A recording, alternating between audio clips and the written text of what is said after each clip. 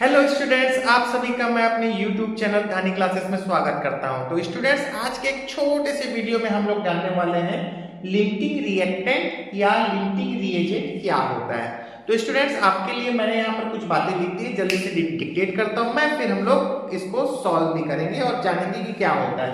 तो linting reactant नाम से समझ में आ रहा है स्टूडेंट्स, ये एक प्रकार का रिएक्टेंट है ना, या लिंटिंग रिएजेंट। ये क्या होता है? रिएजेंट या रिएक्टेंट। ठीक है, रिएक्टेंट है।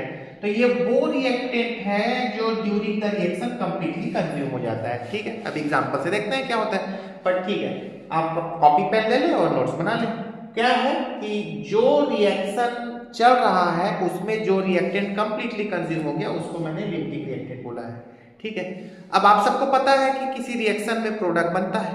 ठीक, तो कितना प्रोडक्ट बनेगा, कितना अमाउंट, देखिए कितना अमाउंट प्रोडक्ट बनता है, ये किस पे डिपेंड करेगा? लिमिटिंग रिएक्टेंट पे डिपेंड करेगा।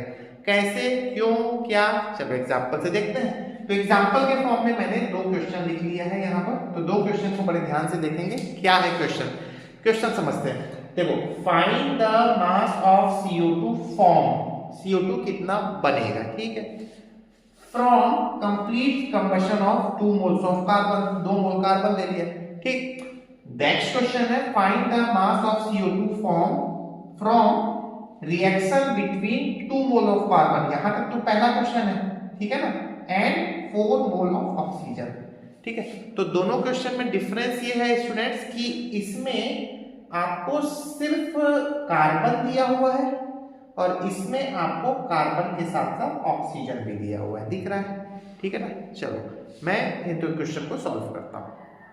एक्चुअली में ये दो क्वेश्चन मैंने इसलिए लिखा है क्योंकि आप इन क्वेश्चंस के हेल्प से ये पहचानने वाले हैं कि कब हम लोग लिंटिंग रिएक्टेंट का कॉन्सेप्ट अप्लाई कर रहे हैं क्वेश्चन में।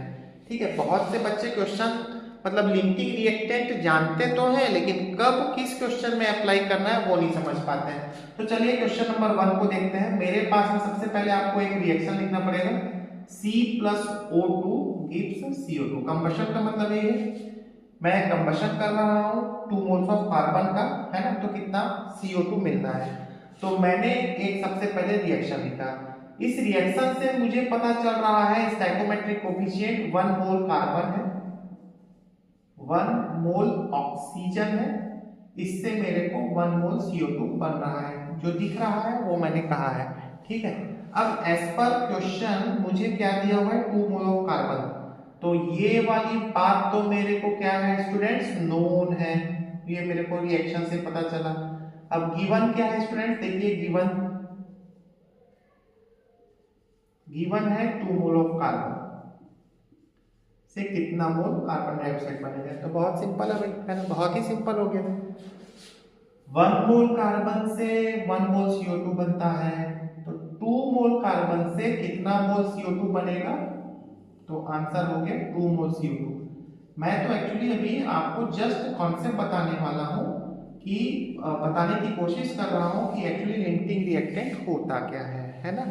और इसके नेक्स्ट वीडियो में हम लोग इसके थोड़े टफ क्वेश्चंस देखेंगे। इसीलिए स्टूडेंट्स आप चैनल को सब्सक्राइब कर लीजिए ताकि आपको मेरा नेक्स्ट वीडियो भी आसानी से मिल जाए। ठीक है, चलिए नेक्स्ट क्वेश्चन को देखते हैं। नेक्स्ट क्वेश्चन और प्रीवियस क्वेश्चन में क्या डिफरेंस है, चलिए। ठीक है, नेक्स्ट क्वेश्चन में है find the mass of CO2 form from reaction between 2 mole of carbon and 2 mole of oxygen. ठीक है, चलिए मैं एक बात और यहाँ पर बता देता हूँ। मास फाइंड आउट करने बोला है, तो मास के लिए हम लोग इसको बोल सकते हैं एक मॉलिक्यूल का मास होता है 44, तो 44 ग्राम इंटू 2 करना होगा यहाँ पे आंसर के लिए, तो ये हो जाएगा 88 ग्राम। तो पहले क्वेश्चन का आंसर हो गया स्टूडेंट्स कितना? 88 ग्राम। चलिए अब दूसरे क्वेश्चन से ये समझ में आएगा कि लिंटिंग रिएक्टेंट क्या होता है। ठीक है, चलिए देखिए। तो मेरे को दूसरे क्वेश्चन में क्या दिया हुआ है स्टूडेंट्स? 4 मोल ऑक्सीजन भी दिया हुआ है। मतलब आपके पास में ये कंटेनर है और उसमें आपने 2 मोल कार्बन ले लिया है और 4 मोल ऑक्सीजन ले लिया और दोनों का कंबशन किया है ना। मतलब क्वेश्चन में दोनों रिएक्टेंट आपको दिए हुए हैं स्टूडेंट्स, दोनों रिएक्टेंट आपको दिए हुए हैं, और जब भी दोनों रिएक्टेंट दिए हों ऐसी स्थिति में आपको लिमिटिंग रिएक्टेंट का कॉन्सेप्ट अप्लाई करना होगा। चलिए बड़े ध्यान से देखिएगा। अब यहाँ पर देखेंगे स्टूडेंट, तो मेरे को ये दिख रहा है 1 मोल कार्बन का यदि कंप्लीट कंबशन करता हूं तो मुझे 1 मोल ऑक्सीजन की जरूरत पड़ेगी। ठीक है, अब यहाँ पे मेरे को जो गिवन है क्वेश्चन में, ये गिवन है, अब मेरे को क्वेश्चन में गिवन है 2 मोल कार्बन का कंप्लीट कंबशन करना है तो कितने मोल ऑक्सीजन की जरूरत पड़ेगी। तो सिंपल सी बात है स्टूडेंट्स, 1 मोल कार्बन ये इक्वल है 1 मोल O2 के, है ना, दिख रहा है।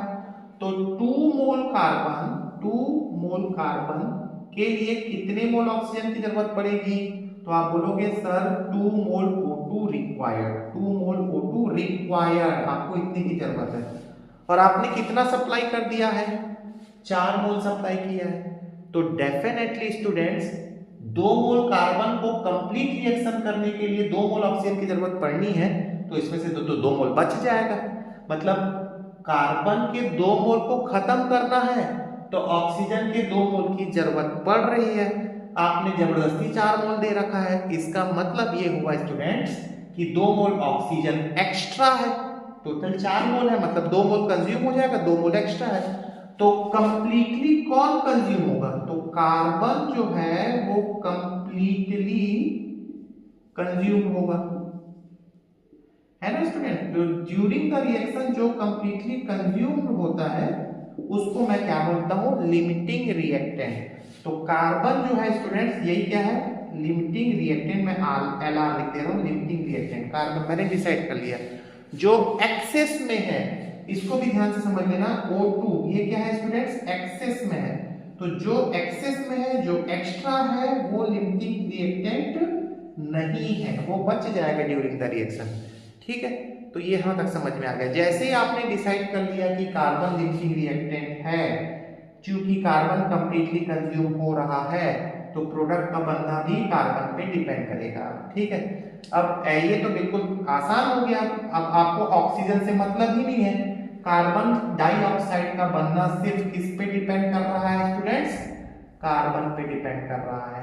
ठीक है, तो आप तो सीधा सीधा बोल सकते हो सर 1 मोल कार्बन से 1 मोल कार्बन डाइऑक्साइड बनता है। अब कार्बन 2 मोल आपका कंप्लीटली कंज्यूम हो रहा है, तो 2 मोल कार्बन डाइऑक्साइड बनेगा। तो इसका भी आंसर क्या आ जाएगा स्टूडेंट्स, 2 मोल कार्बन डाइऑक्साइड मतलब 88 ग्राम CO2 बनता है। ठीक है स्टूडेंट, तो आई होप आपको लिमिटिंग रिएक्टेंट का कॉन्सेप्ट समझ में आ गया होगा। मैं एक बार फिर से बोल देता हूं, लिमिटिंग रिएक्टेंट के क्वेश्चंस को कैसे पहचानोगे आप, 2 रिएक्टेंट दिए होंगे और दोनों की क्वांटिटी दिया होगा, आपको ये चेक करना है कि कौन कंप्लीटली कंज्यूम हो रहा है। चलिए स्टूडेंट्स, अब नेक्स्ट क्वेश्चन देखते हैं। ठीक है, मेरे पास में 10 ग्राम हाइड्रोजन है, react with 6 gram of oxygen to form water. ठीक है, find the mass of water. Student सबसे पहले आपको इस टाइप के क्वेश्चंस देते हैं, तो first of all you have to be write the balance chemical reaction.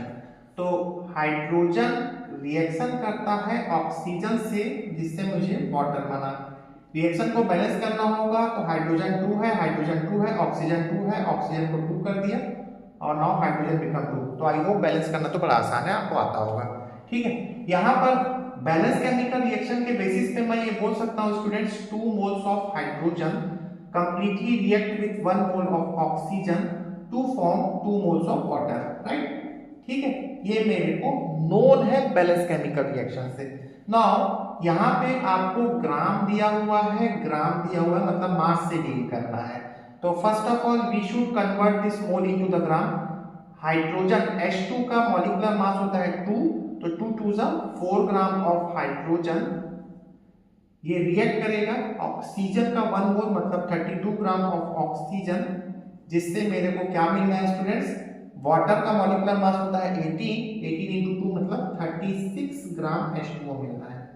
आप यहाँ पर मास कंजर्वेशन भी देख सकते हैं, 4 gram plus 32 gram is equal to 36 gram, right. तो स्टूडेंट्स एक बहुत सिंपल सा नोटिस करना, ये मेरे को नोन है, कोई बताया नहीं है मेरे को, पहले से ही नोन है। ये कैसे नोन हो गया? तो आपके पास में बैलेंस केमिकल रिएक्शन है इसलिए ये नोन हो गया, राइट।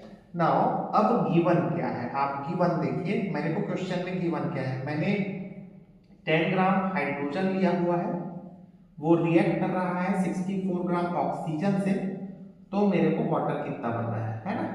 अब आप यहाँ पर बिल्कुल भी ये नहीं बोलेंगे कि सर यहाँ पर भी मास कंजर्वेशन लगा दीजिए, ना ना ना, मास कंजर्वेशन नहीं लगेगा स्टूडेंट्स। क्यों नहीं लगेगा? क्योंकि उसका रीजन आप आगे देखते हैं। मतलब मैं ये नहीं बोलूंगा कि आंसर मेरा 74 ग्राम है, तो नहीं, आंसर 74 ग्राम नहीं है, तो क्या मास कंजर्वेशन यहाँ पे फेल हो गया? तो नहीं, ऐसा नहीं है। चलिए देखते हैं, पहले तो सॉल्व करते हैं।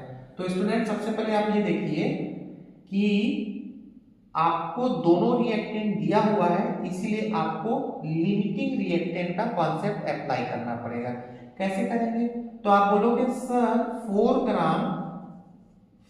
ग्राम हाइड्रोजन कंप्लीटली रिएक्ट करने के लिए 32 ग्राम ऑक्सीजन रिक्वायर्ड है ना। रिक्वायर्ड को आगे क्यों लिख देता हूं, रिक्वायर्ड है। तो 10 ग्राम के लिए कितना 10 ग्राम हाइड्रोजन के लिए कितना ऑक्सीजन रिक्वायर्ड होगा स्टूडेंट्स? तो आप इसको बोलेंगे 32 डिवाइडेड बाय 4 इंटू 10, ये वैल्यू डिवाइडेड बाय ये वैल्यू इंटू 10, ठीक है। यदि आप इसको सॉल्व करते हैं तो दिस विल बी 80 ग्राम, ठीक है। नाउ अब ये आपको बिल्कुल समझ में आ रहा है कि 10 ग्राम हाइड्रोजन को कंप्लीटली कंज्यूम होने के लिए 80 ग्राम ऑक्सीजन जरूरत है। अवेलेबल कितना है स्टूडेंट? 64 ग्राम ऑक्सीजन अवेलेबल है, 64 ग्राम ऑक्सीजन अवेलेबल है, 80 ग्राम की जरूरत है। इसका मतलब क्या हाइड्रोजन कंप्लीटली कंज्यूम होगा? नहीं होगा, क्योंकि 10 को कंप्लीटली कंज्यूम करने के लिए 80 की जरूरत है। तो इस बेसिस पे आप लिमिटिंग रिएक्टेंट किसको बोलोगे स्टूडेंट्स? ऑक्सीजन को बोलोगे, जो कंप्लीटली कंज्यूम हो रहा है, राइट। बिल्कुल सिंपल सा बात है।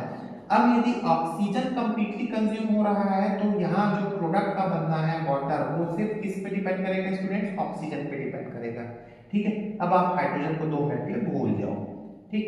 अब आप डिसाइड कर चुके हैं कि 64 ग्राम ऑक्सीजन से आपको कितना मिलता है स्टूडेंट? 36 ग्राम वाटर मिलता है ना।